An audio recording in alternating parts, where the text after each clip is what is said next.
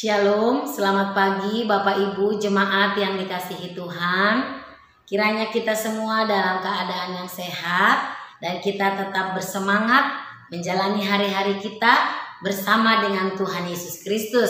Mari Bapak Ibu, sebelum kita beraktivitas di sepanjang hari ini, kita mau membaca kebenaran firman Tuhan. Sebelumnya kita mau berdoa.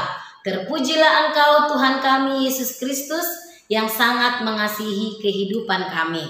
Kami bersyukur oleh karena kami masih diberikan nafas kehidupan, kesempatan demi kesempatan untuk boleh melakukan berbagai hal. Terima kasih Tuhan Yesus. Kami mau membaca, merenungkan firman-Mu. Tuhan Yesus tolong kami. Amin. Ya Bapak Ibu, firman Tuhan yang kita baca pada pagi hari ini terambil dari kitab Roma pasal 3 ayatnya yang ke-9 hingga ayatnya yang ke-20. Namun saya hanya akan membaca ayat 9 dan 20. Demikian firman Tuhan. Jadi bagaimana? Adakah kita mempunyai kelebihan daripada orang lain? Sama sekali tidak. Sebab di atas telah kita tuduh baik orang Yahudi maupun orang Yunani bahwa mereka semua ada di bawah kuasa dosa.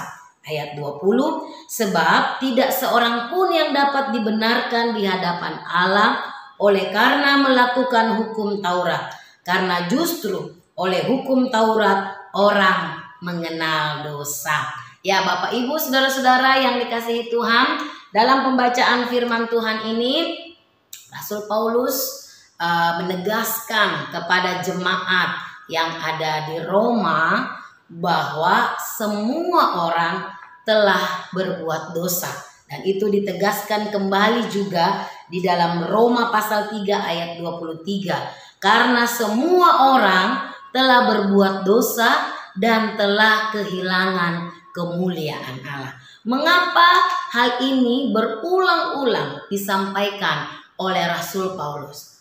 Saudara-saudara, karena yang terjadi adalah bahwa orang Yahudi menganggap diri mereka adalah orang yang istimewa, umat pilihan Allah. Jadi mereka berpikir ketika mereka sudah memiliki hukum Taurat, maka mereka pasti tidak akan mendapatkan hukuman Allah. Karena standar mereka sudah memiliki hukum Taurat. Nah, dalam hal ini Rasul Paulus mau mengingatkan bahwa keselamatan itu bukan karena melakukan tindakan-tindakan, perbuatan-perbuatan baik yang ada di dalam atau yang tertulis dalam hukum Taurat. Bukan karena itu. Tetapi keselamatan itu didapatkan hanya karena kasih karunia.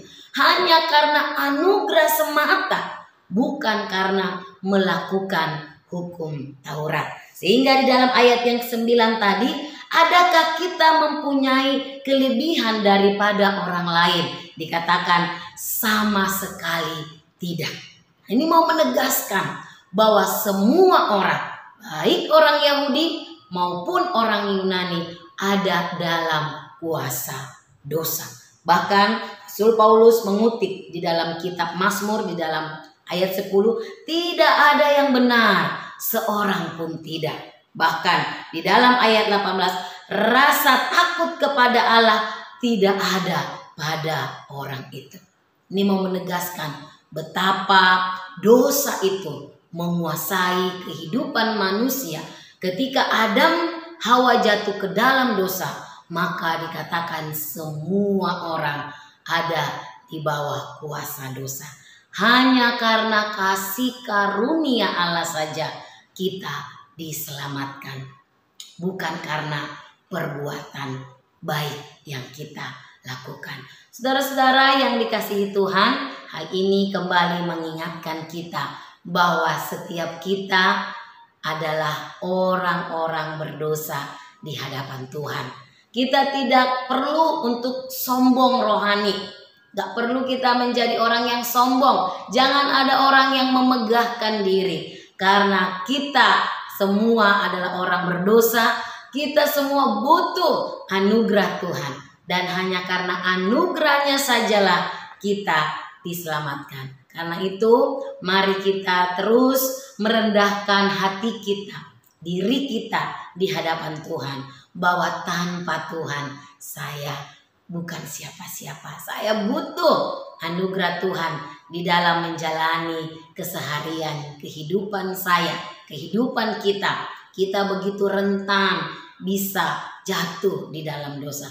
Kita butuh pertolongan, anugerah Tuhan untuk terus menguatkan kita hidup suci, hidup benar di hadapan Tuhan. Dan ketika kita menyadari hidup ini karena anugerah, maka kita akan menjalani hidup ini dengan rendah hati. Tidak menganggap diri sombong atau lebih baik dari orang lain, lebih rohani dari orang lain. Tidak, semua karena anugerah Tuhan. Biarlah firman Tuhan ini terus mengingatkan kita untuk kita hidup dalam kerendahan hati di hadapan Tuhan, menjalani hidup oleh anugerahnya demi kemuliaannya. Tuhan memberkati. Kita berdoa. Terima kasih Tuhan Yesus untuk kebenaran firman yang sudah kami dengar, yang mengingatkan kami kembali bahwa setiap kami adalah orang-orang berdosa yang layaknya dihukum. Namun karena kasih karunia-Mu melalui kematian, kebangkitan Kristus, kami boleh diselamatkan. Terima kasih Tuhan. Ajar kami hidup benar di hadapan-Mu. Ajar kami Tuhan dalam keseharian kami mempersembahkan hidup kami untuk hormat dan kemuliaan nama-Mu. Demi Kristus kami berdoa dan mengucap syukur. Amin.